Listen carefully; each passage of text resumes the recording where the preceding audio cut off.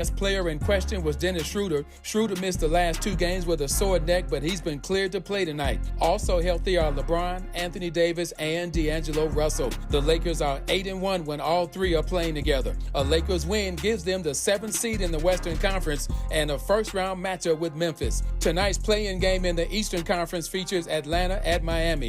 WNBA draft last night, the Sparks used the number 10 pick in the first round to select University of South Carolina guard Zia Cook. Cook's teammate at South Carolina, Aaliyah Boston, was the number 1 overall pick. Boston was drafted by the Indiana Fever. No debates, no speculation, just the info you need. That's your KBLA Sports Minute. I'm Ray Richardson. More news, opinions, and conversation when we come forward on KBLA Talk 1580.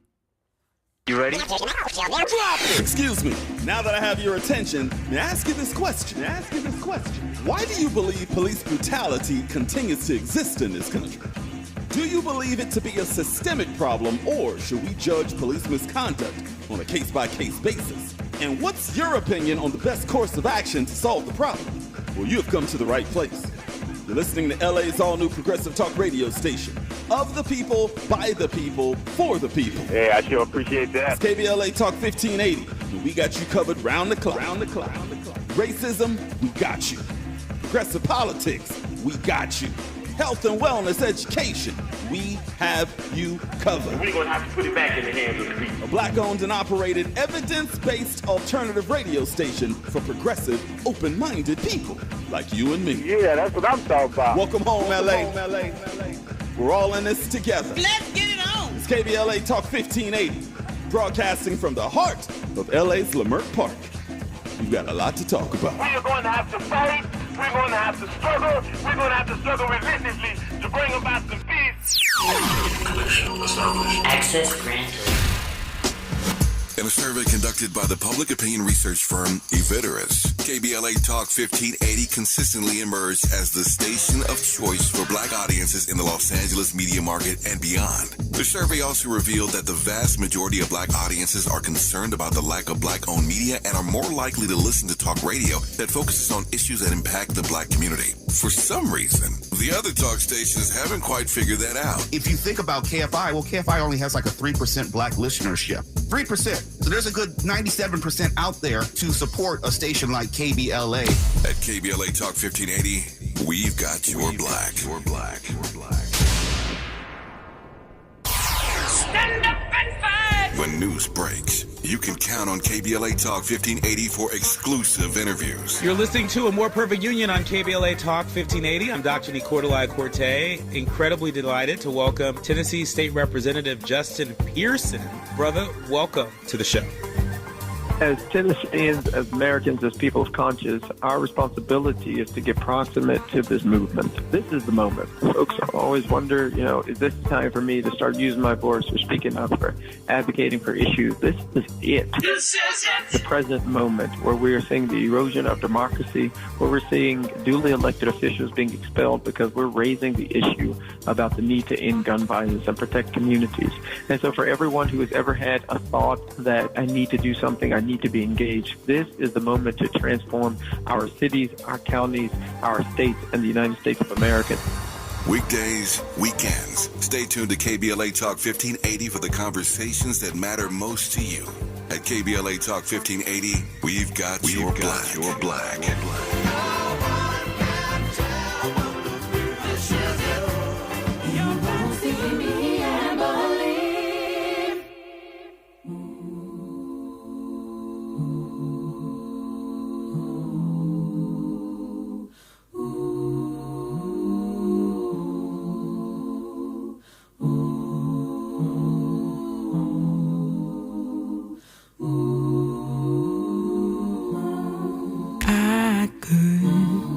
Change your mind, yeah.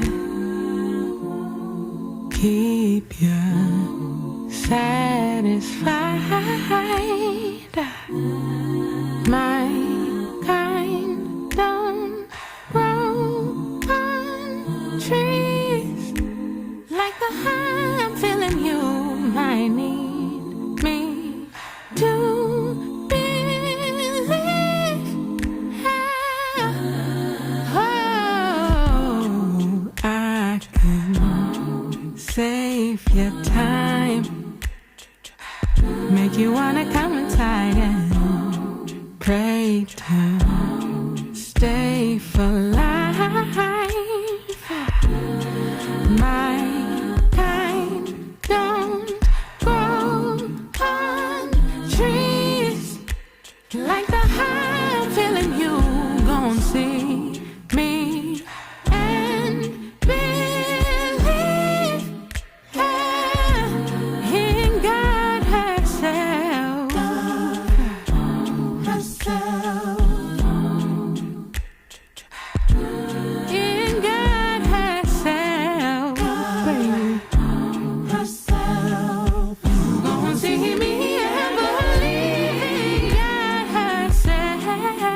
KBLA Talk 1580.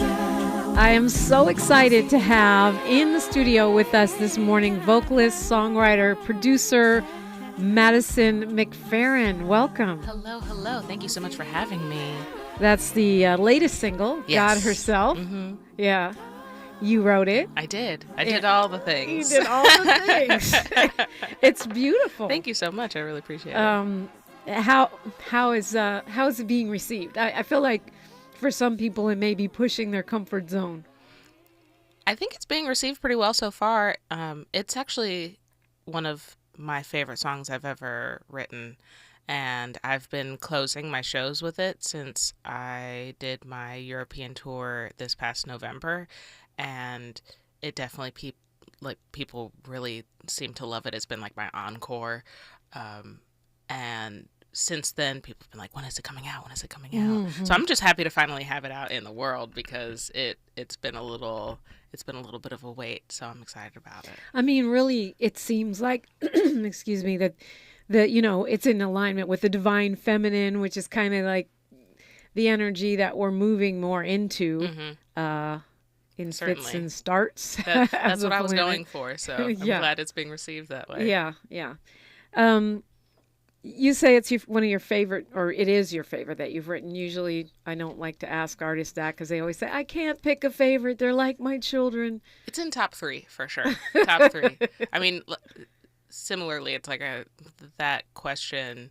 There's definitely a range where sometimes if I'm feeling one way, it's one song or another. But this one is definitely very special in my heart and in my mind. It was a process that was very fluid, and I heard the whole thing in my head and was able to get it out. Lots of times with creating music, you don't always get 100% of what you hear in your head, and this is a song where I definitely got 100% of what I heard out.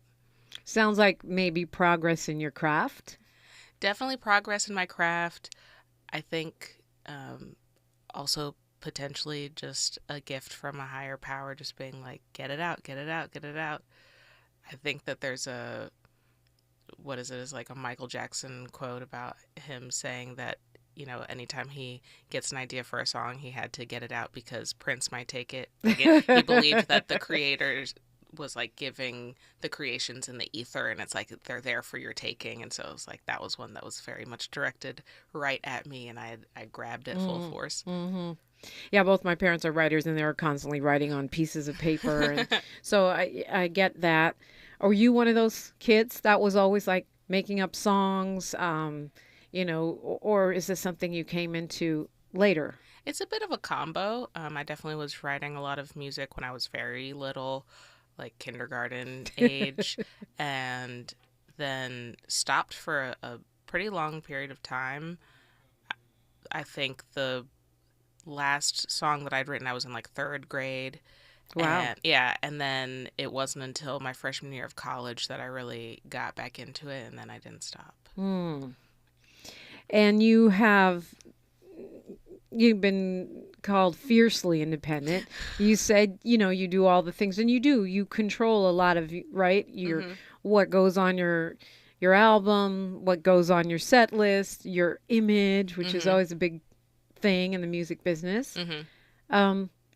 Is that one of those, people are, I'm independent because I have to be, or I'm independent because I need to control what I'm doing artistically? Being an independent artist has definitely been a journey for me. I come from an era of I've seen the music industry as it was in front of me and the music industry as it is. I didn't come up with it in the same way, so it took a lot for me to really get into the headspace of being an independent musician, just because the way that I was brought up, it was still of the old school, like somebody comes and they find you and you get signed, and like everybody does all this stuff for you. And that was definitely my aspiration coming up. But then it became very evident that, one, people hadn't been completely honest about how predatory those situations were, particularly for Black people and Black women. so having that illuminated was one thing. And then, now we're in this age of the internet where in many ways you don't need a label in the same way. I'm not going to pretend as if I have been the most gung-ho, I'm going to do this because I can do it and because I want to do it. It has definitely been a reluctance of like, okay, I understand that I don't necessarily have to do this.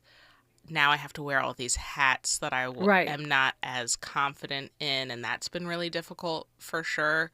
But just being able to take an independent route is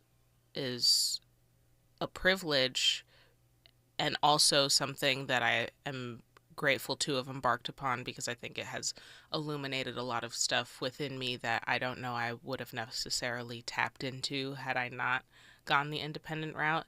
And it's definitely been fruitful. I mean, at the end of the day, a lot of the stuff comes down to relationships, and it definitely, like, I have a lot of relationships. Me and my fiance, he's my manager, and between the two of us, we really have a lot of different skill sets that make it the case that we're able to do this independently. And I think that being able to do that, and particularly as a Black woman, I think is really amazing. Yeah, we're going to talk about the internets. We're going to talk about your tour and whatever else you want to talk about. We're speaking with aliens. Aliens, okay. That's always good. When Obama's weighing in on aliens, it's safe to start talking about it. Madison Mcferrin is in the studio. You can see us on YouTube, KBLA 1580, KBLA 1580. I'm Dominique DiPrima for KBLA Talk 1580. KBLA Talk 1580 is an intervention. When we come forward, includes you. KBLA Talk 1580, turning pain into power.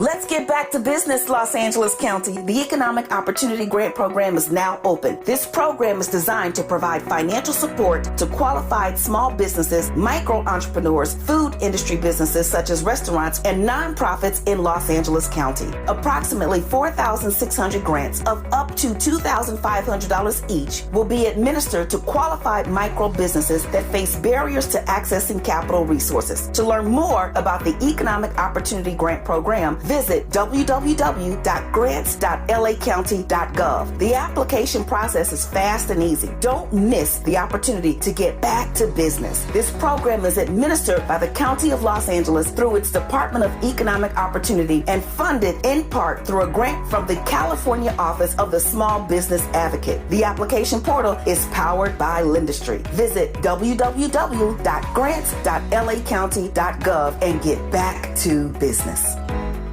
Life is uncertain. It's okay to feel stressed, anxious, worried, or frustrated. It's normal. With CalHope's free and secure mental health resources, it's easy to get the help you and your loved ones need when you need it the most.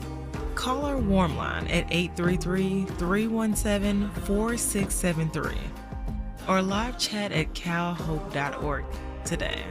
Tide Power Pods have 85% more Tide. Who needs that much more Tide? Well, when giving your muddy dog a bath turns into you getting a mud shower, yikes, you're gonna need more Tide.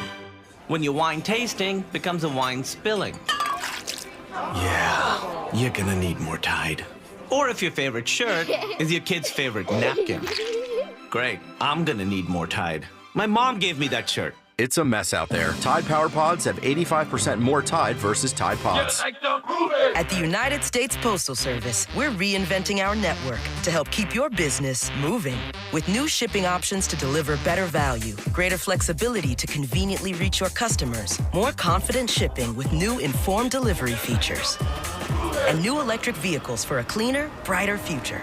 Fast, reliable, perfectly orchestrated. The United States Postal Service, delivering for America. Learn more at USPS.com/moving forward. Thanks for waking up with Dominique DiPrima on KBLA Talk 1580. Here I am, back again, underrated and afraid. I done came all this way for nothing.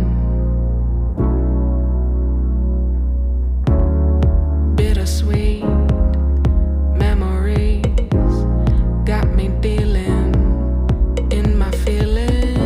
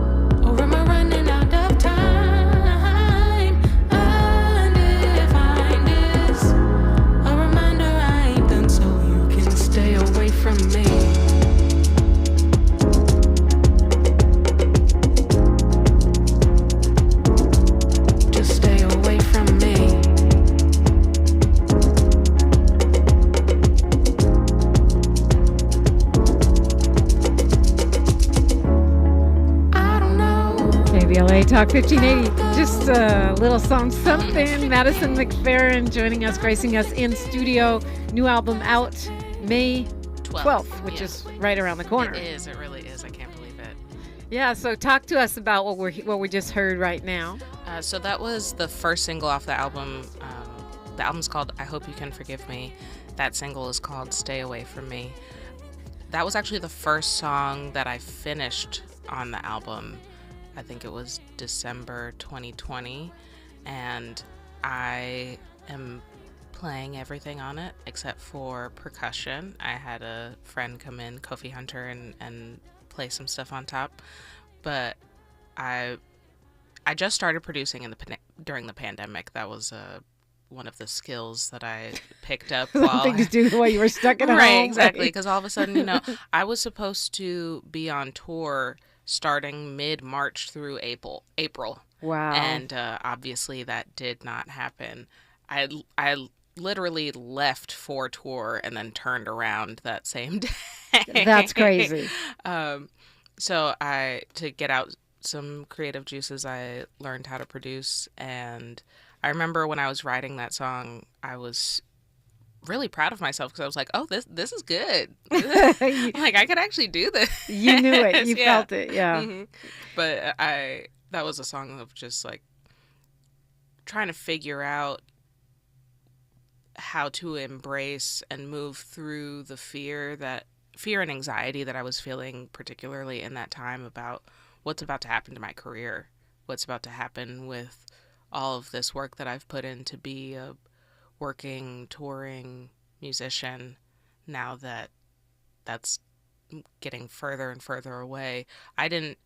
So my last live show was made March 4th, 2020, and then I didn't have another live show until June 2021. So that was right smack in the middle of like, I don't know what is happening.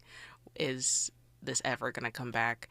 And it resulted in a beautiful single and what I think is a beautiful album, so I'm really excited about it.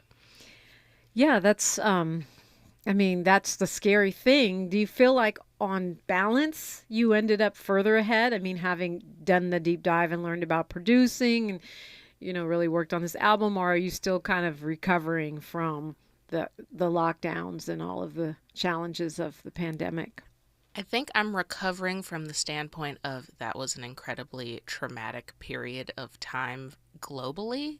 So just like getting over that collective grief, I think that's a recovery period. But I do feel like I have come out on the other side of it a better version of myself, not just a better musician, which I do think I'm a better musician, which I very much credit to learning how to produce. There are a lot of things that I just kind of wrote off as like, oh, I won't be able to get that. I won't be able to figure it out. I've tried, but I never really tried. I tried a couple times. I had classes in college that I had to take, and I was just like, this is confusing. I don't know what this is.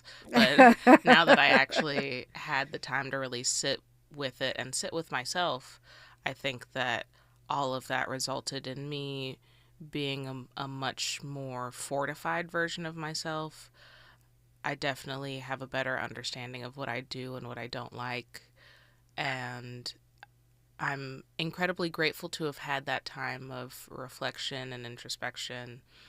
I think that it is the case that it's going to take a while to get over the traumatic elements of it, and that's tough. I will say one thing that I definitely can credit the ongoing pandemic, because it's not over yet. Right, for real.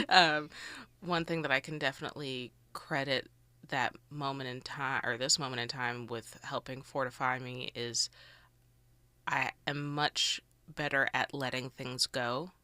I've definitely had a number of moments where things have not gone the way they were supposed to, and I think pre-pandemic that would have resulted in me freaking out, maybe like breaking down, but it was more so now it's like, oh, okay, because I had, like I said, I was supposed to go on tour like right when the pandemic started. And so to have all of that stuff like fall apart and not be able to do anything about it has made me much more resilient for when things do pop up and things don't go the way that they're supposed to go, where it's like, okay, like I've been there, done that. Right. Like, What's the pivot? Right. We'll figure it out. Yeah, for sure. You seem very conscious in a way, like in your lyrics, even your video using, women designers, some of the stuff you post on Instagram.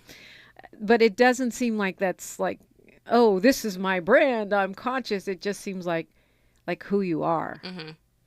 Talk to me about, how you see the world. How I see the world. Yeah, oh my goodness. Yeah.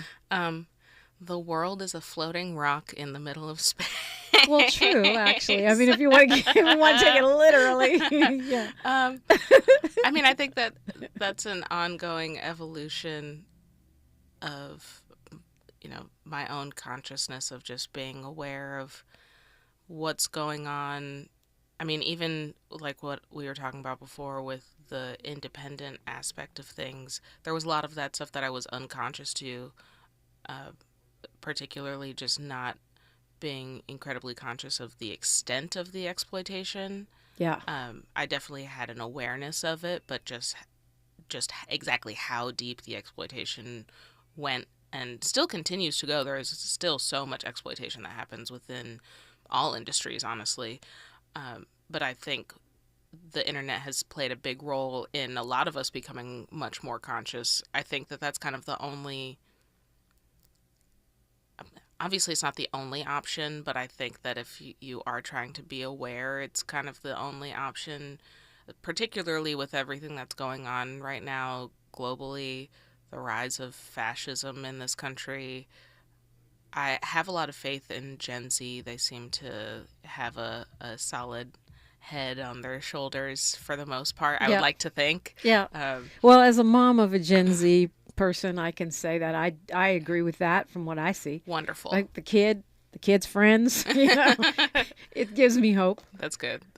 Yeah. But I was raised in a really amazing family with really beautiful people around me, and I think that they raised me to try and be as aware of things as possible, and I'm incredibly grateful for that.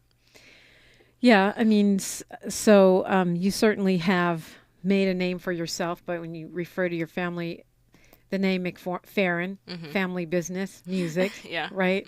Your dad, Bobby McFerrin. I would venture to guess you will introduce your fan base to him and maybe his fan base to you. That you guys have your own worlds. Yeah, is what I guess I'm saying. We do. There's definitely a little bit of overlap. I think that particularly at the start of my career when I was just doing a cappella stuff, a lot of people, I was getting a lot of his fan base being like, oh, let me see what she's doing, which, when you're in your early mid-20s and you're trying to like make a name for yourself, having a bunch of older, mostly white people coming to your shows isn't always... It's wild. It's pretty wild, right? Yeah. But I didn't even think that people my age knew who my dad was until I went to college. I went to Berklee College of Music, and it's just like all musicians, and all of a sudden my peers are like fangirling over him, and I was like, oh, okay, so you are a big deal to other people too.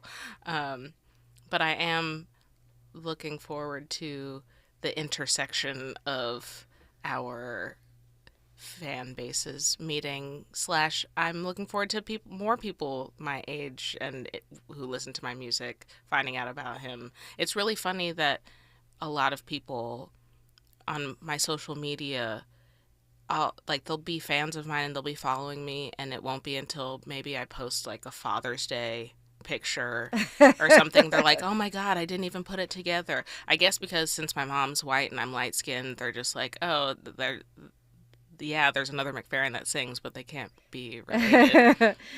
But Berklee College of Music is hardcore. One of my brothers went there. I mean, that's like the Harvard of music schools, kind of. A bit. For those not familiar. In Boston. Right. Across the river from Harvard. It's not at all in Berkeley, California. No, it's East Coasty. hardcore cold academic. So you have taken your studies of music obviously pretty seriously. To an extent. To an extent. Berkeley isn't exactly the most rigorous from an academic standpoint. I met a lot of wonderful people there. The graduation rate is 53% because people either realize that they're not supposed to be a musician or they get a gig and get on the road. They go on tour. They never come not back. Really right.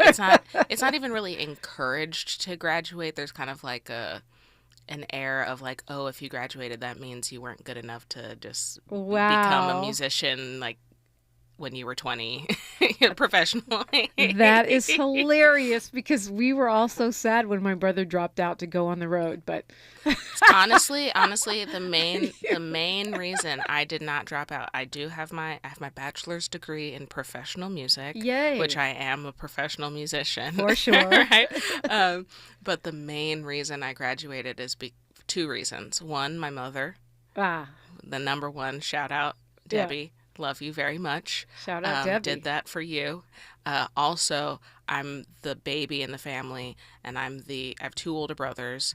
I'm the only one with a bachelor's degree. Okay. So to be able to have any bragging rights over my brothers is a feat as a baby sister, So worth that's putting me. in the work, right, for exactly. sure. We're talking with Madison Mcferrin, and we'll continue the conversation after news, traffic, and sports on KBLA Talk 1580.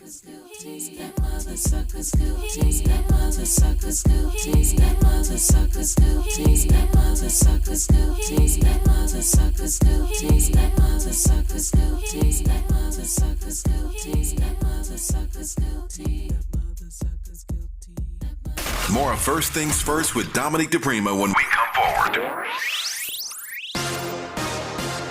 Thank you for joining us on a Tuesday morning. I'm Mike Moore. Here's the latest from the Black Information Network. The president of the Baltimore NAACP is speaking out about the youth violence after two teens were shot at the Inner Harbor Sunday night. The Reverend Kobe Little. But a long-standing curfew does nothing but abridge the rights of those who are abiding by the law. The Reverend says youth violence is a symptom of a greater problem and it must be addressed by a community commitment. On the heels of strikes by three of Rutgers University's labor unions, a fourth union is now considering following in their steps. The strike is already underway at three main campuses of Rutgers University. About 10,000 of the university's faculty members walked off the job yesterday in New Brunswick, New Jersey, Newark, and Camden. And that's the latest. I'm Mike Moore from your 24/7 news source, the Black Information Network and BINnews.com. If your company needs to spring into efficient hiring, then check out Indeed. Their powerful hiring platform makes it easy to attract, interview, and hire candidates. Visit Indeed.com/credit and get $75 towards your first sponsored job. Terms and conditions apply. This is the KBLA Sports Minute with Ray Richardson. For the first time all season, the Lakers have a healthy roster. Just in time for tonight's play-in game against Minnesota at Crypto.com. The last player in question was Dennis Schroeder. Schroeder missed the last two games with a sore neck, but he's been cleared to play tonight. Also healthy are LeBron, Anthony Davis, and D'Angelo Russell. The Lakers are 8-1 when all three are playing together. A Lakers win gives them the 7th seed in the Western Conference and a first-round matchup with Memphis. Tonight's play-in game in the Eastern Conference features Atlanta at Miami. WNBA draft last night, the Sparks used the number 10 pick in the first round to select University of South Carolina guard Zia Cook. Cook's teammate at South Carolina, Aaliyah Boston, was the number 1 overall pick. Boston was drafted by the Indiana Fever. No debates, no speculation, just the info you need. That's your KBLA Sports Minute. I'm Ray Richardson. More news, opinions, and conversation when we come forward on KBLA Talk 1580. Tell me I'm the boy and girl.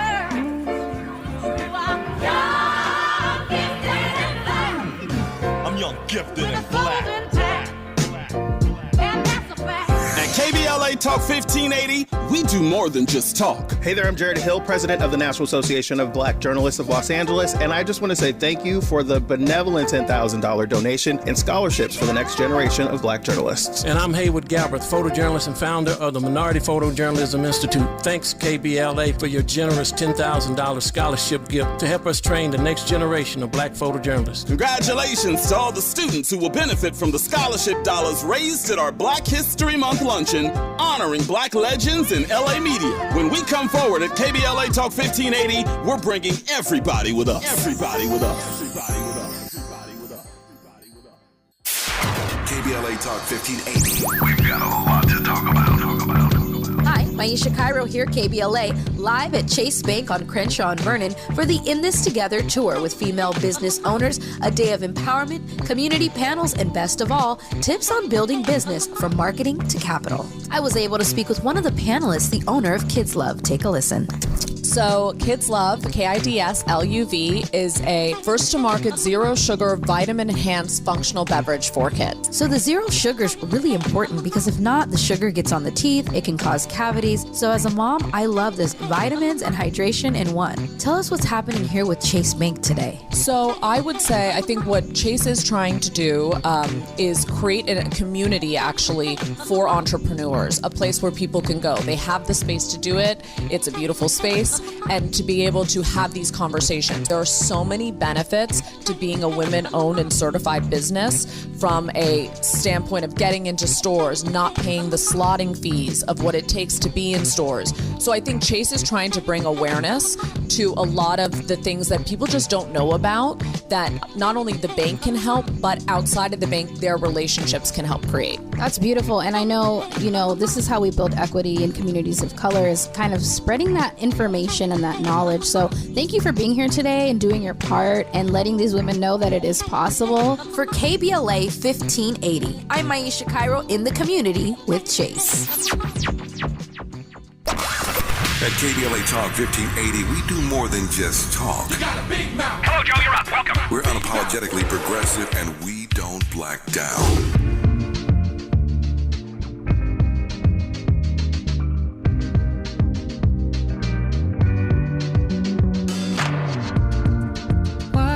Forgiven when it's said and done. Could it be we're living all wrong, taking it for granted till we're begging, please don't leave me now.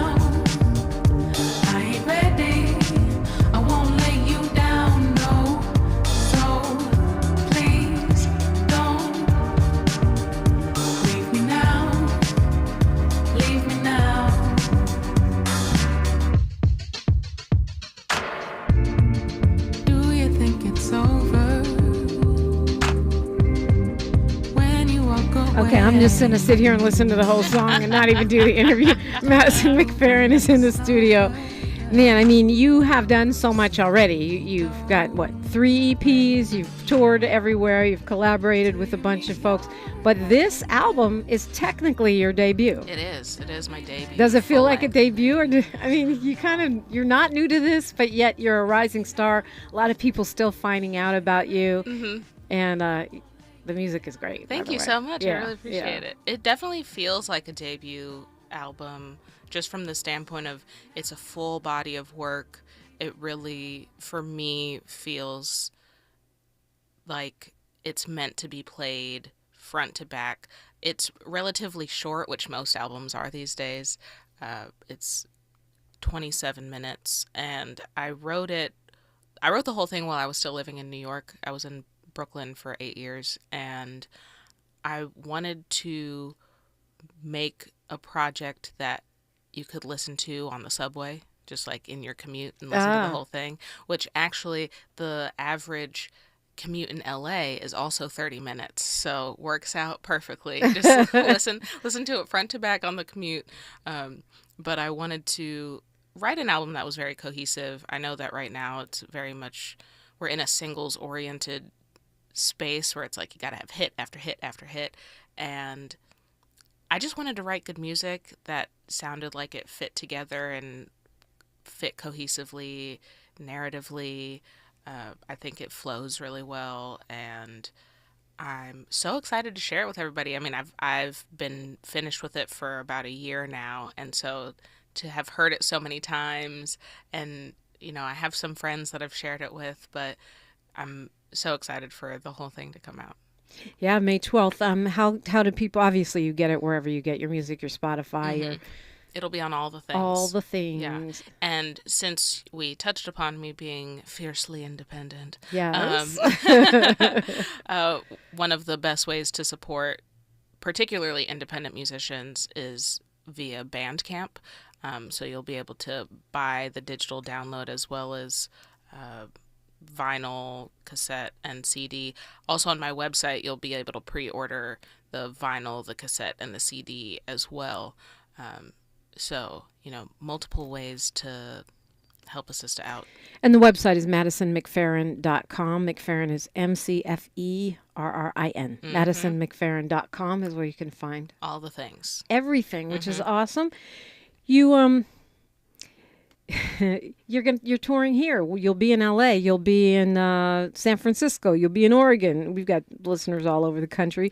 Chicago, Columbus, Washington, Baltimore. You got a lot of shows coming up. Brooklyn, back to Brooklyn. But of course, I'm most concerned about Los Angeles because that's where I live. That's June 1st. At Zebulon. I'm really excited about it. It's not the first show of the tour. I think it's the second show. The first show is in New Jersey, actually, but it's like 11 or 12 days before the LA show. So the LA show kind of officially kicks it off.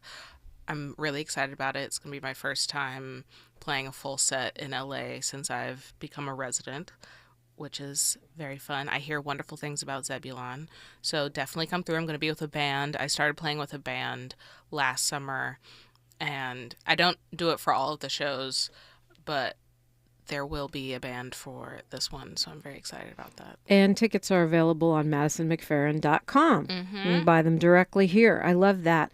What do you love about performing live, or do you not love it?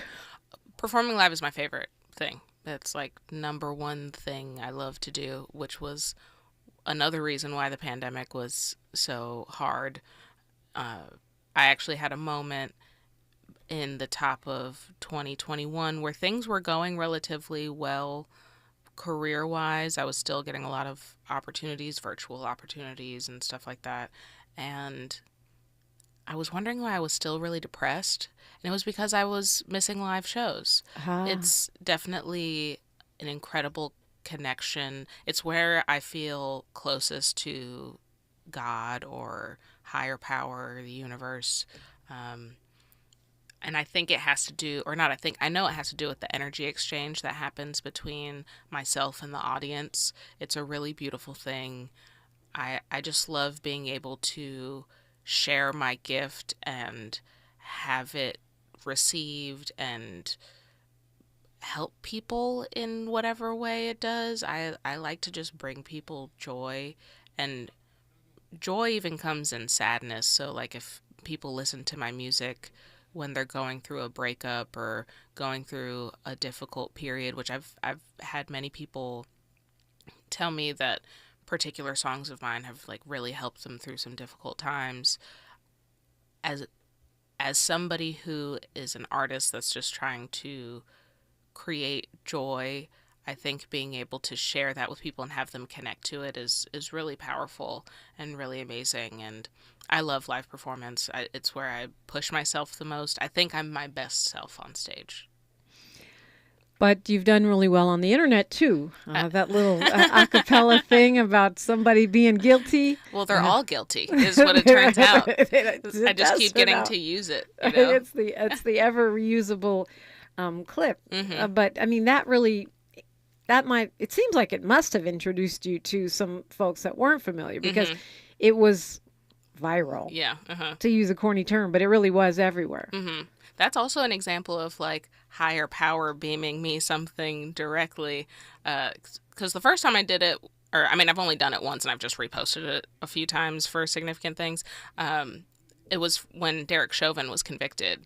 And I remember that. Yeah. I was like, who the heck is this? But, I'm sure you remember, like, we all knew that the conviction was coming that day. And I was, like, glued to my phone, being like, when is it happening? When is it happening?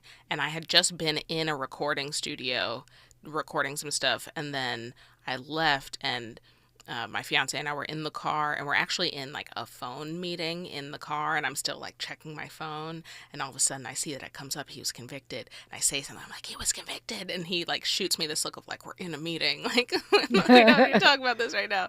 And I immediately, that loop came in my head, and as soon as we stopped the car, I was like, I gotta get out, I gotta do this. And then I did it, and 10 minutes later, boom. Wow. Yeah. Boom. It was on Instagram and it was everywhere. Talking with Madison Mcferrin, and you are listening to KBLA Talk 1580. She's reclaiming her time on KBLA Talk 1580. More First Things First with Dominique DiPrima when we come forward. California Black Women's Collective Empowerment Institute President and CEO Kelly Todd Griffin says the state of Black women in California is troubling. Maisha Cairo here with your K-Black Minute News. The Mount St. Mary University Center for the Advancement of Women released their 12th annual report on the status of women and girls in California. The 40-page document reported that the wealth gap among women is vast. Findings show less money, more poverty, and less corporate leadership amongst Black women compared to white and Latina women. In California, Black women hold 4% of the bachelor's degrees obtained. Kelly Todd Griffin of the Black Women's Collective believes there's a connection between Black women's trailing in education and wealth figures. Good news is money is going towards programs targeting Black women. For more information on the report, visit msmu.edu. I'm Maisha Cairo, and that's your K-Black Minute News. You are invited to Sanctuary of Hope's Black Narrative Series on April 11th at 6 p.m. at the Center for Sustainable Communities in Compton. Janet D. Kelly, Executive Director of Sanctuary of Hope, invites you to come listen to moderator Dr. Anthony A. Samad, Executive Director of the Mervyn M. Dimely African American Political and Economic Institute of California State University, Dominguez Hills. Powerful panel and engaging event discussing the impact of politics, culture, community development, and critical social issues on our Black future, and underscoring the importance of civic engagement. Panelists are Jelani Hendricks of Black LA Young Democrats, Annette Wells, Director of Community Engagement, Boris E. Ricks, Associate Professor, and Sherry Franklin, CEO, Urban Design Center. RSVP today at thesoh.org. Again, thesoh.org. A light dinner will be served.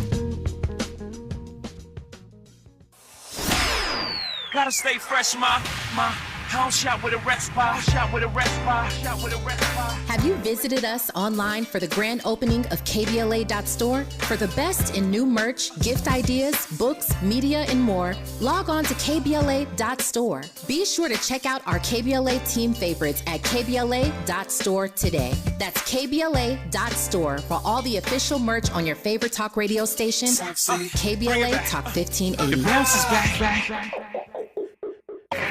We knew you'd stick around. This is LA's home for progressive talk radio. Welcome back to KBLA Talk 1580. Welcome back indeed. It is a very, very happy Tuesday because Madison Mcferrin is in the studio with me. Pew, pew, pew. And her new album is dropping May 12th. It's right around the corner. Tell us about it. It's a conceptual album, front to back. I think it's about, or not I think, it's about love. It's about conquering fear. It's about being true to yourself.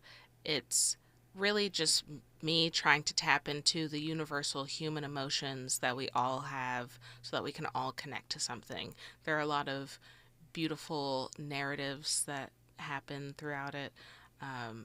There's only one feature on the whole album, and it's actually my dad. Oh, so wow. I'm very excited for that. It's Interesting. the first time we've ever collaborated in that fashion. And I'm just so excited for it to come out. I really am. I can't believe it's coming out so soon.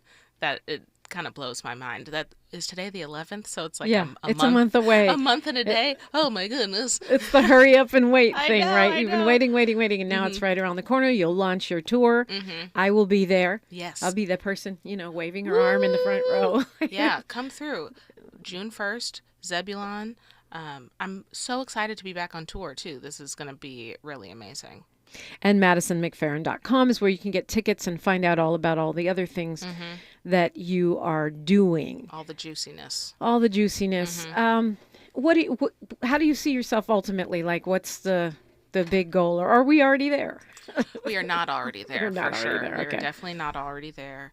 I want to just be a musician that gets to travel the world and share my music with people. I definitely could, I want to come up a few notches. I feel like somebody that I look up to in terms of level of success, that I think they have a great level, is somebody like Erykah Badu. Oh, yeah. Like, I think that she seems like she's at all the cool stuff, but she seems like she's still with the people, I would never want to be so big that I need to walk around with like bodyguards all the time. That sounds awful. Like, I want to be able to live my life and have a relatively normal life, but like still do dope stuff. Yeah, I can see that. And you're like, there's a niche, because Erykah Badu is definitely a superstar, but she has been true to her own vision of her uniqueness.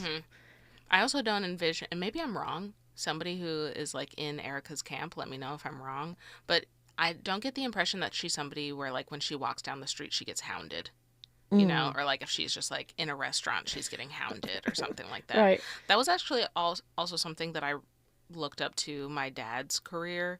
I mean, granted, I was born 3 years after Don't Worry came out, so I wasn't like alive during the height of his fame, but I always really appreciated that it was like he would sometimes get recognized, not a lot, but we could still do fun stuff.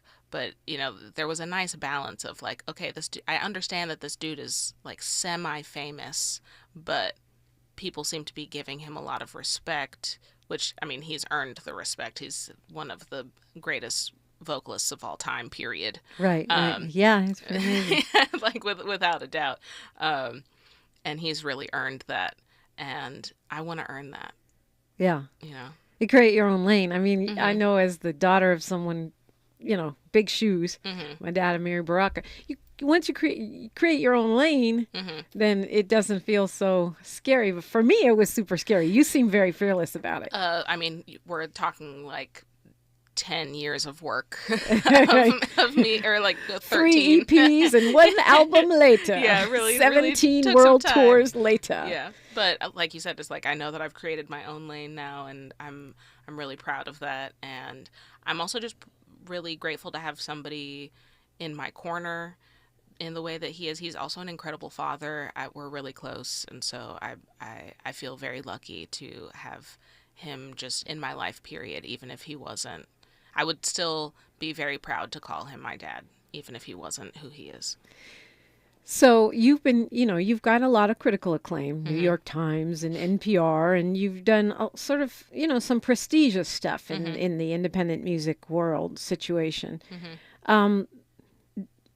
Does that give you your own confidence and your own, air in your sails, wind in your sails, or is that pressure? I think it gives me confidence. I think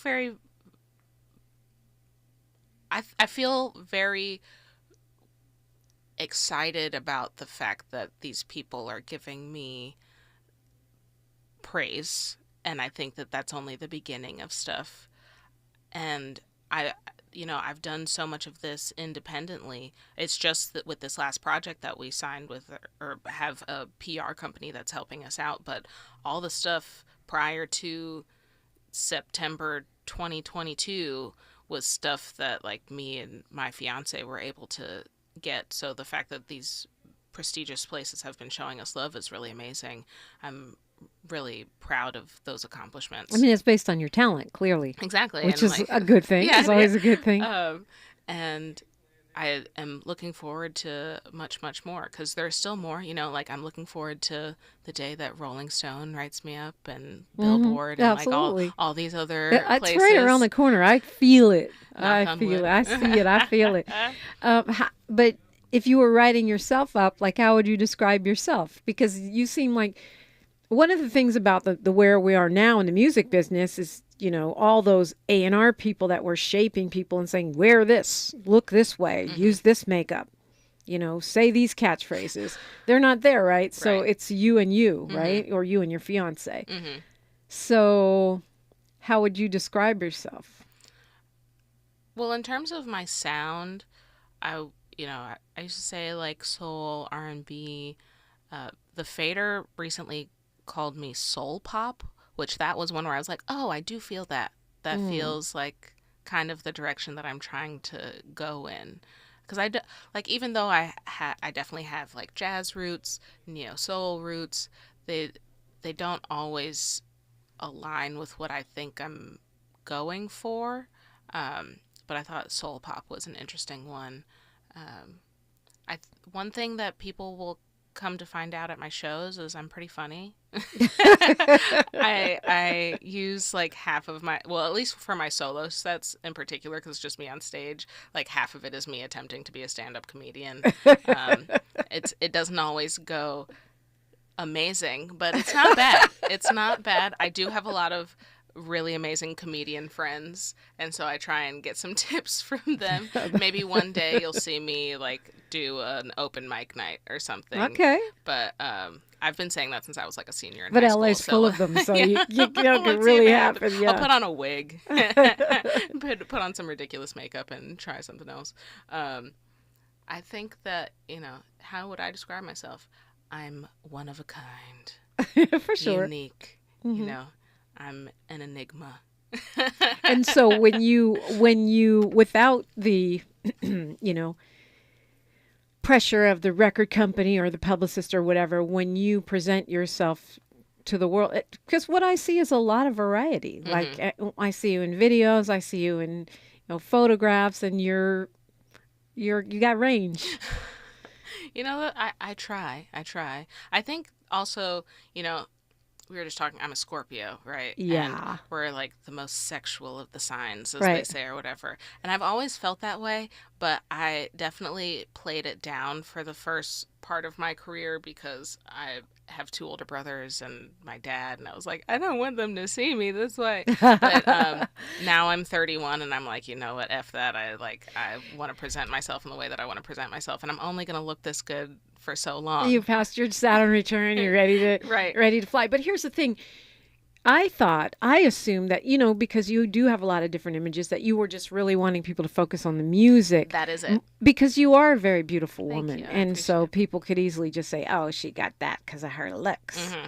No, I 100% was very much like needing people to focus on the music, and was getting very frustrated, honestly, that it was the case that people were like, you need to make some better images. And I'm like, but I sound good. Why don't they just care that I sound good?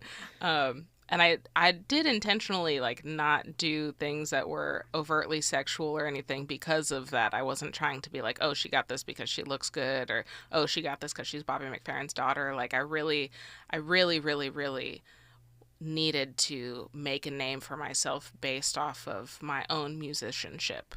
And I think part of why I feel the way that I do about this album now too is like I've really gotten over a lot of the hang-ups that I had about my own musicianship and thinking that I wasn't good enough or any of those things. And so now that I've kind of leaped over that hurdle and understand that, it's really as long as I enjoy the music and I know that I'm a good musician, it doesn't really matter as much anymore. But there was that period of time where I was like, I need that outside validation to let me know that I'm actually doing the right thing.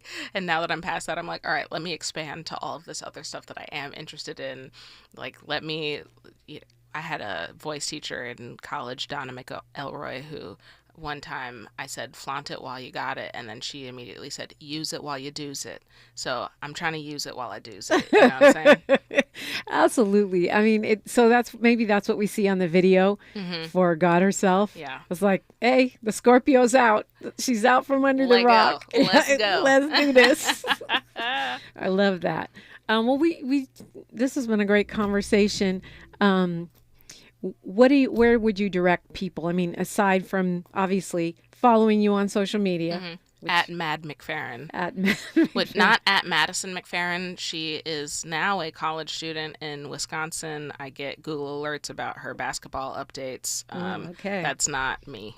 Although she is a light-skinned Black woman, so I'm sure she probably gets hit up about stuff, but different Madison Mcferrin. So at Mad Mcferrin on all of the socials. Go to my website, buy tickets to the shows. Bandcamp, again, is a great place to support any musicians that you love if they're on that, which that's madisonmcferrin.bandcamp.com. But definitely hit up madisonmcferrin.com for all of the stuff, all the videos, all of the ticket links, everything you need is right there in one place. And for those of you guys who don't really do websites, it's all there on Instagram too. It is. I love Mad Mcferrin. Very, very convenient. And also you can see some of the journey, right? Not just this album dropping May 12th. Find it at madisonmcferrin.com. Get the tickets there, but also a little bit about your journey to here. Totally. And I look, trust me, I feel this one. You guys are going to be like, wow, Madison Mcferrin was in the studio with you. I feel that already, but you guys are going to feel it. Watch. Yeah. Thank you so much for joining us today. It was really a pleasure meeting you. Thank you so much for having me. I really appreciate it. You guys know what's up. Tavis Smiley is up next. He's got a great show for you. Don't forget to join us on social media, KBLA 1580. Join me, DiPrima Radio, DiPrima,